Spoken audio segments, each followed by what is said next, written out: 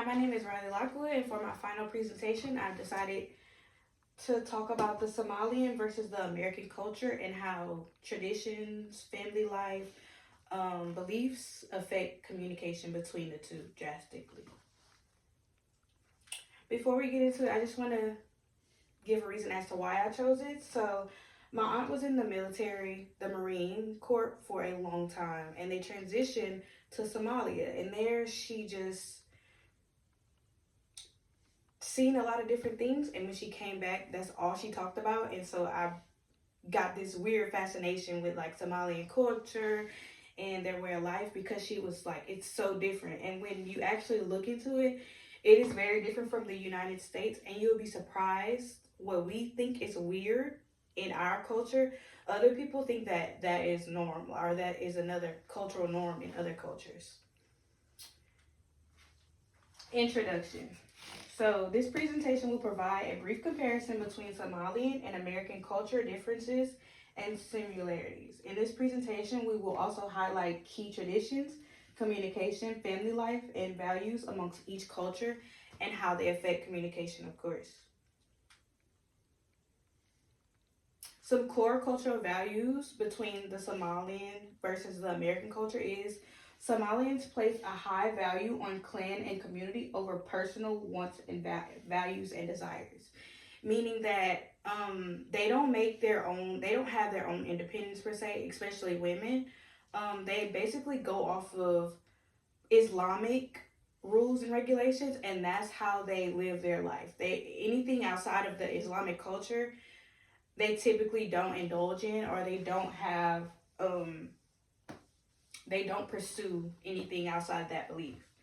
And contrary to American belief is more centered on individualism. So that means that everyone in the American culture is able to pick their own beliefs, their own culture, their own way of life, their own religion. Secondly, the second point that I put, which it goes on to add, is culture is centered directly around Islamic religion and beliefs, and I already talked about that.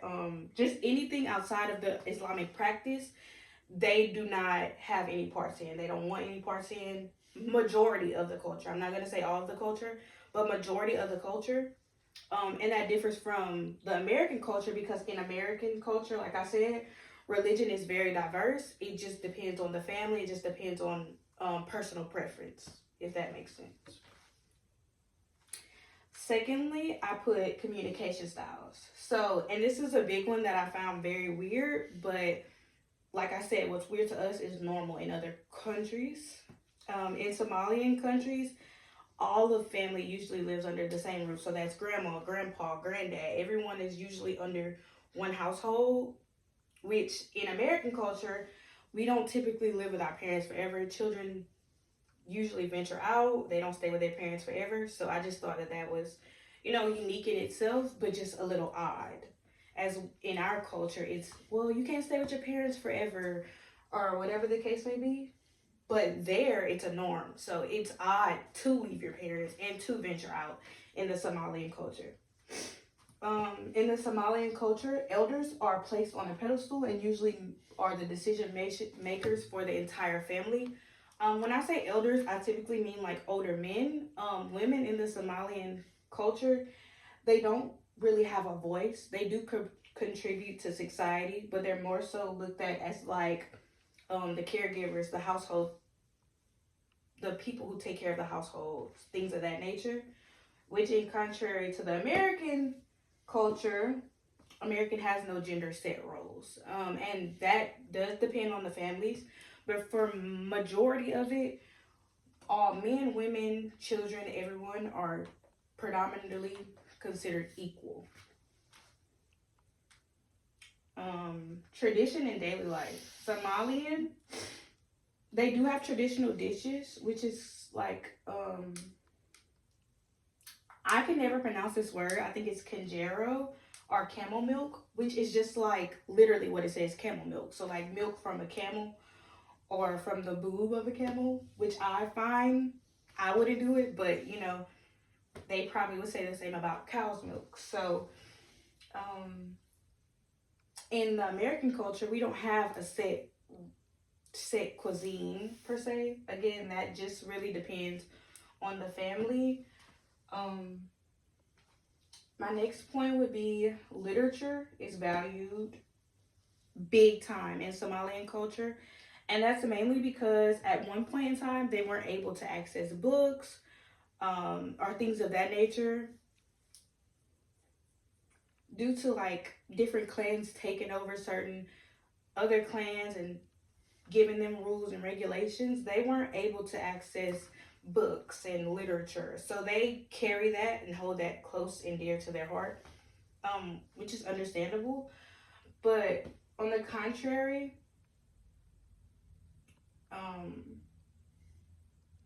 American culture has very different customs and celebrations are held throughout the years depending on the families, which is very different for Somalian culture because they don't have a lot of set holidays. Their holidays are kind of set.